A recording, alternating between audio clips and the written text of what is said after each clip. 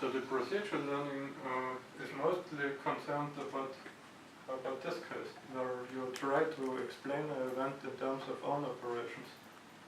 That's the difference, and of course both is important.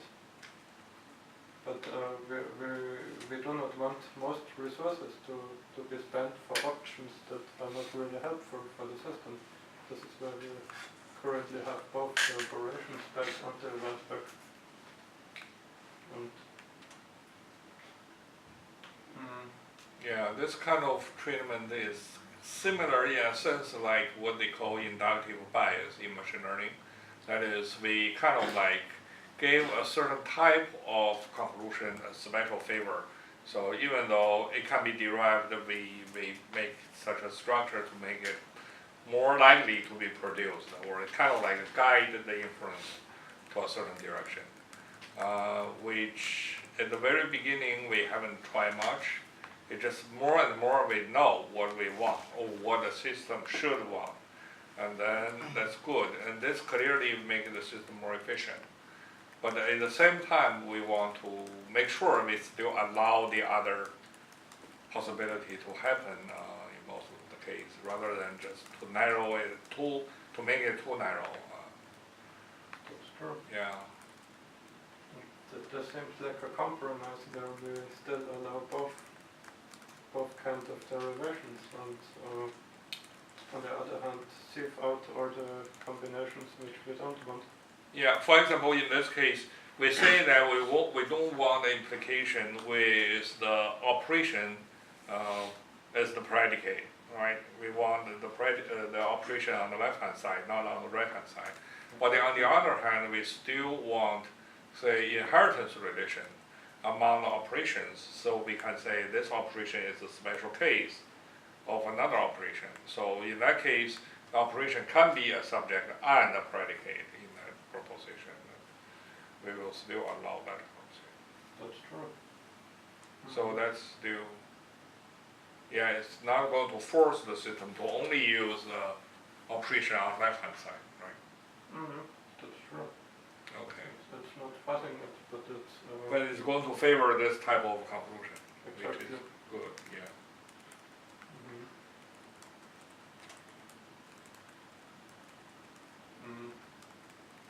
This is already great. Well, it's very interesting because in many traditional approaches, they try to construct the explicit plan of how to realize a certain goal. But with this representation, you can realize a certain goal with intermediate steps. For instance, something in dash chamber, like we have a switch. There somewhere is the agent, and there's the LED. The switch is connected to the LED. And at first, the system has to go to the switch, and then it has to invoke the activate operation.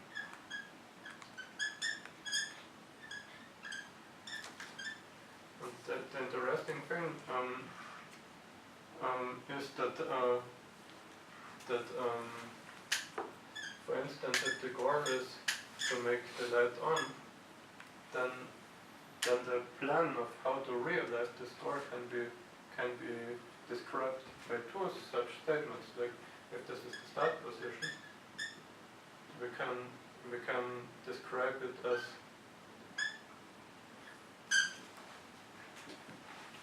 start position, then go to.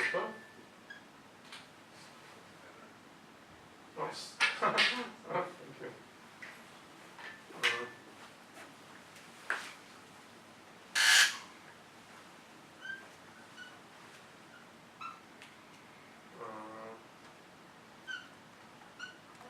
Start, go to S, go to S,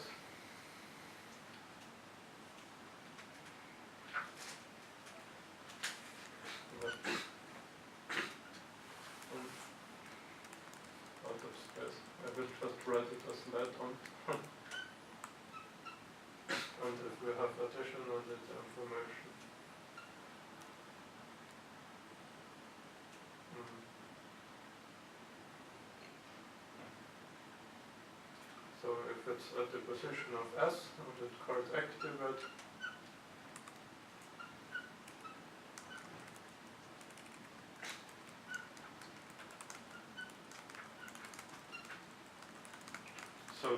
So to realize light on,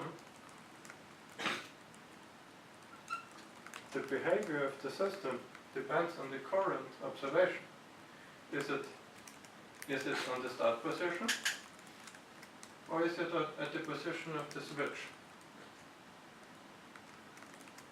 So if this is the goal to realize, whether it will core go to or whether it will core activate depends on whether this precondition or this precondition is fulfilled. Whether it's at the start position or whether it's at the position of the switch. And so, assuming it's on the position of the start position, it will invoke the goto operation and will then observe S.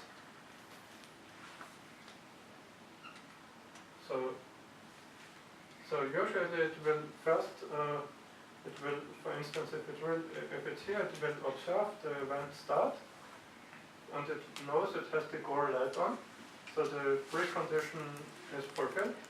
It calls the goto operation to the switch, then it will observe S, so that it's at the position of the switch, and then suddenly the precondition of the second statement is fulfilled. It still has the goal light should be on, but this time the precondition to be at the location of the switch is fulfilled, so it calls the activate operation, and finally the light will be on. So in this case, the plan of how to realize to activate the light is distributed among two different procedural hypotheses, each of them corresponding to a certain part of what's necessary to make the light on. So this is currently how OpenNARS is able to learn a multi-step behavior, because for instance, if it observes the sequence, then it will build both hypotheses with the mechanism we just saw, and if it later has to reproduce the score, it will invoke the necessary operations dependent on what it's currently observing. And so this multi-step process will be remembered as kind of like one chunk, as a compound operation. mm-hmm. But currently we are not doing anything like kind of like a compiling that kind of thing, right? That's true. But that's something we are going to think about in the future. That will be very interesting. That is, you have a long sequence, you actually compress it, kind of like renaming it with a simple name, with a relatively shorter argument list. So it's kind of like now we have a method body. Okay, now we need to introduce a method head. So in the future, we can only use the method head. In inference, it's only when you're doing the actual execution you're going to bring in the body. But that will be a tricky step. Currently, I don't think we're ready for that. But in the future, so it's kind of like some kind of mental operation. That will improve the performance a lot. That's true. But there's one thing we have to assist it with such procedure knowledge. If we have a certain concept like that one,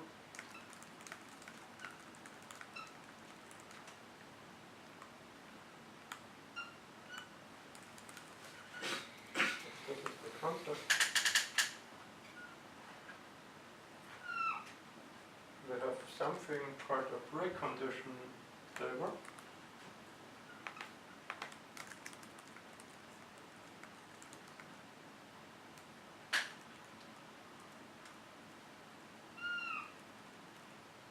Now it remembers all the statements, all the procedural statements that lead to this that a certain goal led on. For instance, those two. Let's just call this one. This one is P. So A and B will be in the precondition table of let on, because let on is the predicate of both procedural implications. And next time, when the GOR let on comes in, so if there's a certain GOR let on, there's a mechanism that it can directly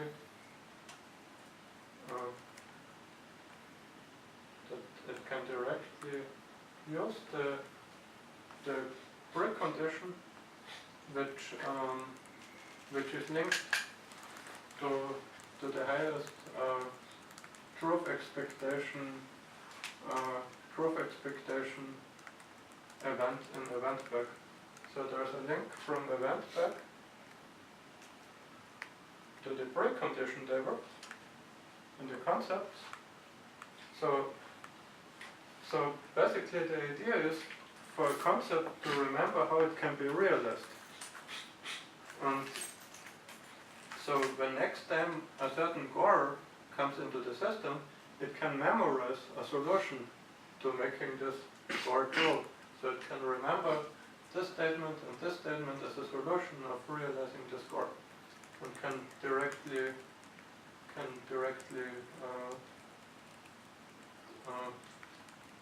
derive the left-hand side of this implication to then execute the corresponding operation. So basically it will choose the preconditions, and the idea is for it to first to remember how a GOR can be realized, and then to always use the precondition that is currently happening in event back, which is the most appropriate observation or condition that's currently going on. So, because when it has a certain GOR, what it should do depends on what it observes. If it's on the position of the start, if it's at the start position, it first has to invoke the goto operation to get to the location of the switch. And if it's already at the switch, it has to invoke the activate operation to make the light on. So this precondition memorization also takes the event and event back into account. So it has two words. The first word is to remember certain implications. So whenever a certain task like this one is derived, it will memorize it and put it into the preconditions table. And the second thing is, if there is an incoming GOR, it will choose the precondition which it will choose the implication which precondition is most fulfilled in the current moment. And this is basically a way for it to almost compile a step of procedure step, because it doesn't have to spend much attention on this part. When a certain GOR is really processed, meaning it already had some attention, as it wouldn't have come into the concept at all, then it will just invoke this solution which is most appropriate to the current observed events. So this is a crucial part, because there are two problems with procedural learning. The first thing is how can we build the procedural knowledge. This we can do with the mechanism we saw. And the second case is, if we have procedural knowledge, how can we make sure that the system can effectively make use of the procedural knowledge to realize its course.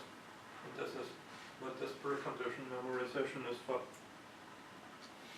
So it remembers the ways of how to realize a certain GOR, and then when the GOR appears, will choose the solution which is most appropriate according to the current moment. And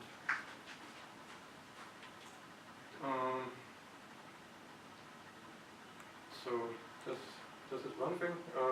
There are some details which I didn't yet talk about, namely, of course, the precondition stable can only have a fixed capacity because all data structures in the system need to have a fixed size. And so how does this data structure forget according to which criteria does it rank the atoms? And here we now see something different than what we had before, because we already had a structure called belief tables, and the belief table contains statements that have the same content like the concept they are stored in.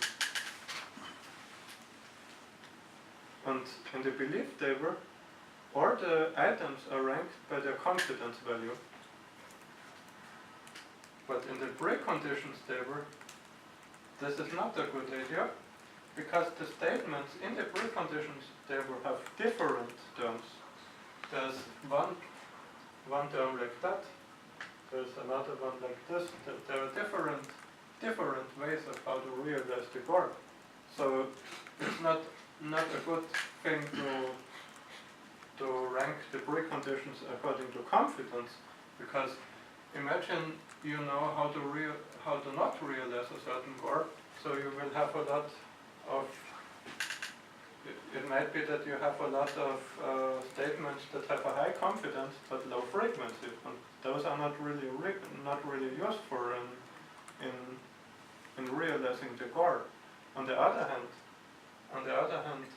statements sentences that have a high truth expectation, so have both a high confidence and high frequency, they are relevant for the decision making. So the precondition stable ranks the atoms according to the truth expectation. And this is basically how the fixed capacity here is handled, because the item with the lowest truth expectation will be the one that will be kicked out when a new higher truth expectation atom comes into the table. So it remembers those procedure knowledge it remembers those that are most successful in realizing the goal.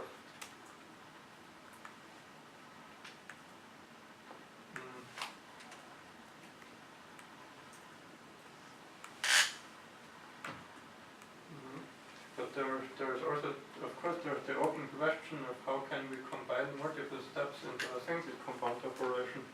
And this is something that we don't have a good answer yet for. But at least we have a mechanism that allows the system to almost combine multiple steps, because there's not much attention and control needed for this. It's just the attention and control is necessary, for instance, to derive a certain word. But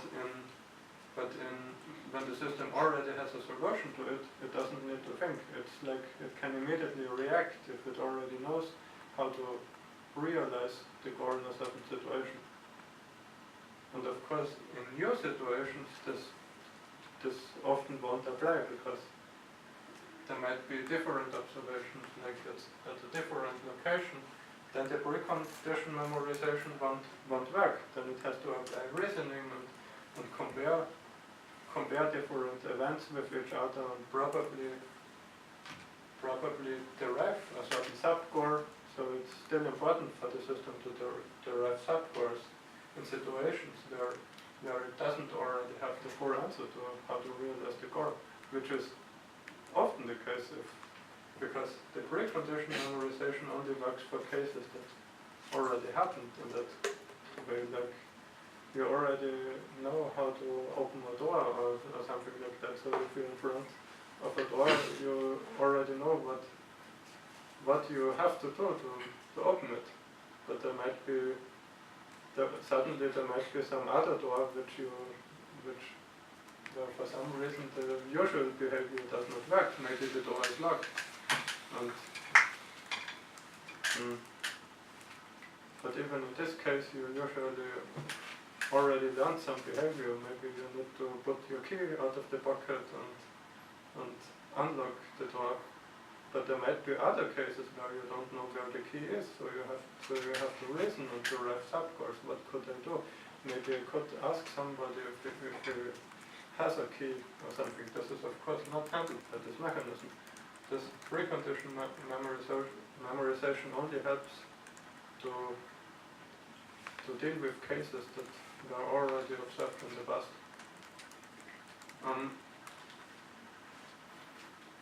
Almost. That there's one thing that precondition memorization also can do. Namely, what is if such an implication involves a variable? For instance, to go to this set,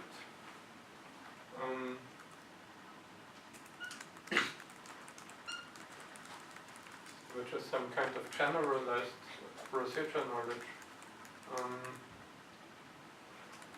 Maybe something like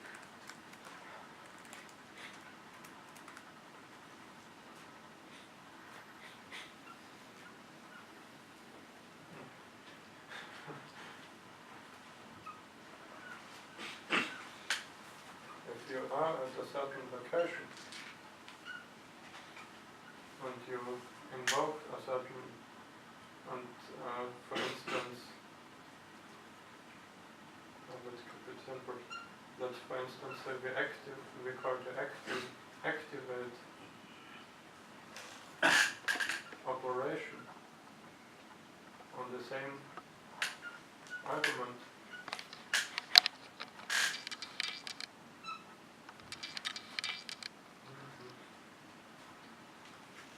Then we can observe something like, for instance, in the case of switches in this chamber, we will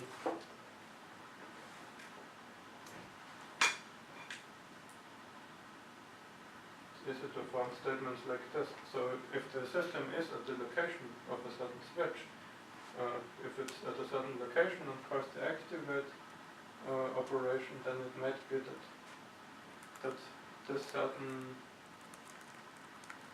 the element it's on, for instance, we have different switches, S1, and S2, and S3. So for all those places in the dash chamber environment, it's true that whenever the system is at the location of the switch and calls the activate operation on, for instance, S1 or S2 or S3, then the same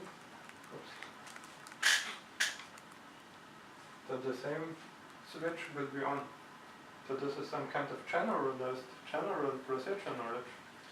And the precondition memorization also does that. So when a variable exists, it will also unify the variables in the core. So for instance, if the core is light,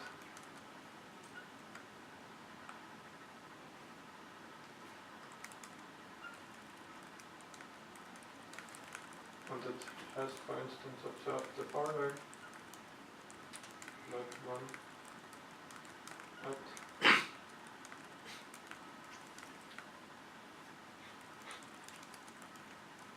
so this is the core, this is the event currently. Then it can make use of the generalized procedure knowledge, because it will just because this one will also end in the precondition table, and all it has to do is to substitute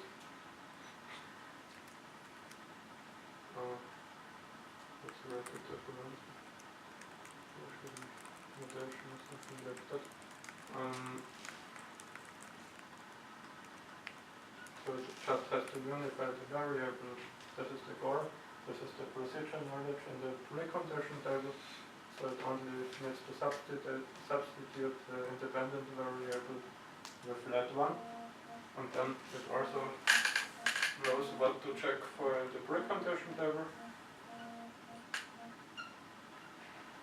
to check for this event. And it also knows when this event occurs that it has to activate